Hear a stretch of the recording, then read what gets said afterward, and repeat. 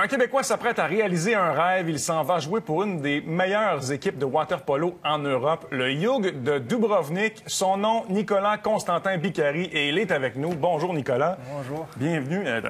Bienvenue au magazine. On est content de t'avoir avec nous et je pense que j'exagère pas en disant que tu es sur un nuage un peu présentement. Hein? Ouais, je suis pas ratiré encore. Le Jug Dubrovnik, c'est vraiment un club que je pensais jamais qu'il allait m'approcher.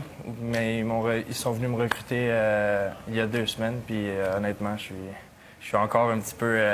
j'ai hâte d'y aller. Ça Explique-nous comment ça se passe un peu en Europe. Là, tu jouais à Marseille, puis en Croatie, là, c'est là où c'est le plus gros finalement au water-polo. Oui, donc en fait, les Jeux olympiques de 2012, les Croates sont champions. Ils ont gagné. Donc le water-polo s'est développé vraiment dans cette partie du monde.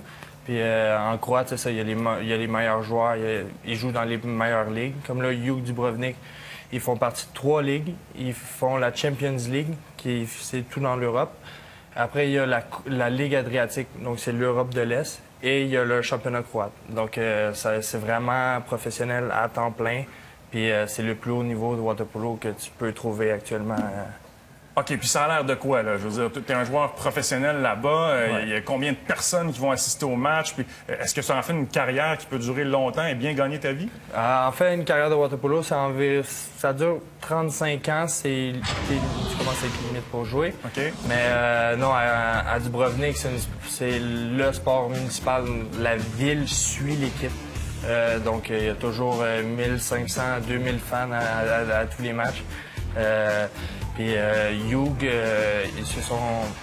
cette année, ils sont dans les top 10, mais l'année dernière, ils ont fini 2e en Europe. Donc, c'est vraiment une puissance du water-polo dans le monde. Toi, ça fait longtemps que tu étais un espoir de haut niveau en water-polo. Je pense qu'aux mondiaux, en 2009, tu étais le plus jeune participant des mondiaux à 17 ans. Là.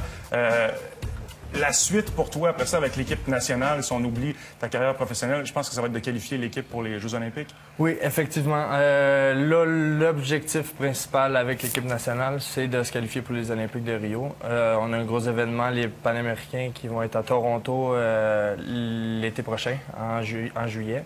Puis si on réussit à se qualifier, si on réussit à se rendre en finale ou à gagner le tournoi, on se qualifie pour les Olympiques.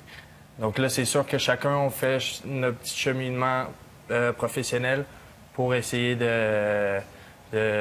d'arriver à un tout assez fort pour se qualifier pour les Olympiques l'été prochain. Je pense que tu fais partie de ceux qui ont eu une belle progression, puis il y en a d'autres aussi, puis vous allez être en mesure de vous qualifier. On vous souhaite bonne chance, puis bonne chance à toi, à ta carrière.